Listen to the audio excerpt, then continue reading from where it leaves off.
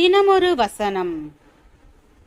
லூக்கா 10வது அதிகாரம் 34வது வசனம். பின்பு சமாரியன் ஒருவன் பிரயாணமாய் வருகையில் அவனை கண்டு மனதுருகி கிட்ட வந்து அவனுடைய காயங்களில் எண்ணெயும் திராட்சரசமும் வார்த்து காயங்களை கட்டி அவனை தன் சுய வாகனத்தின் மேல் ஏற்றி சத்திரத்துக்கு கொண்டு போய் அவனை பராமரித்தான்.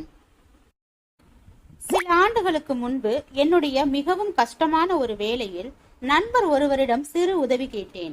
அவர் என்னிடம் அன்பாக பழகிய விதம், பேசிய இரக்கமான வார்த்தைகள், அக்கறையான விசாரிப்புகள் ஆகியவைகள்தான் அவ்விதம் கேட்கும்படி என்னை தூண்டியது. அவரோ அந்த உதவியை மிக எளிதாக செய்யும் நிலையில் இருந்தும் கூட அதனை செய்யவில்லை. பிறருக்காக இறங்குதல் என்பது கிறிஸ்தவ வாழ்க்கையில் அவசியம் காணப்பட வேண்டிய ஒரு குணாதிசயமாகும்.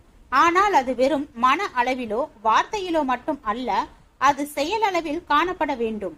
சில நேரங்களில் பிறருடைய கஷ்டங்கள் நம்மை துக்கப்படுத்துகின்றன.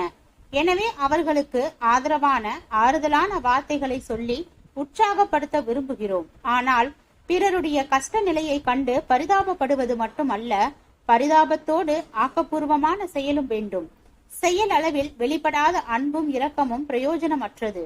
அன்பையும் இரக்கத்தையும் வெளிப்படுத்த நாம் ஒரு செயலை செய்தாக வேண்டும். எதையும் இழக்காமல் அதனை வெளிப்படுத்த முடியாது.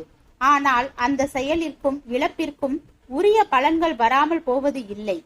எரிகோ செல்லும் பாதையில் கள்ளர் கையில் அகப்பட்டு குற்றுயிராக பட்டவனை ஆசாரியனும் லேவியனும் பார்த்து ஓரமாக சென்று விட்டார்கள்.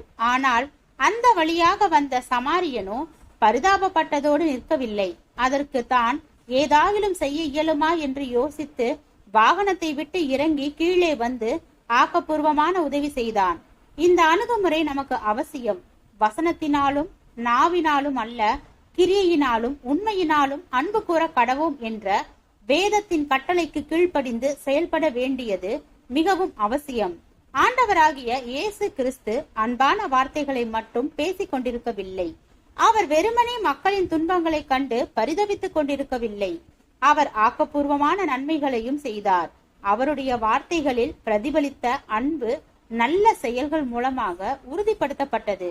எனவேதான் அவர் நன்மை செய்கிறவராக சுற்றி திரிந்தார் என்று வேதாகமத்தில் எழுதப்பட்டுள்ளது. ஜெபம். தேவனுக்கு ஸ்தோத்திரம். தேவனே, நாங்கள் எங்களுடைய வாழ்க்கையில் பிறருடைய வாழ்க்கையில் ஏற்படும் கஷ்டமான சூழலில் அவர்களுக்கு உதவும் மனிதனாக வாழ கிருபை பாராட்டும். ஆமீன்.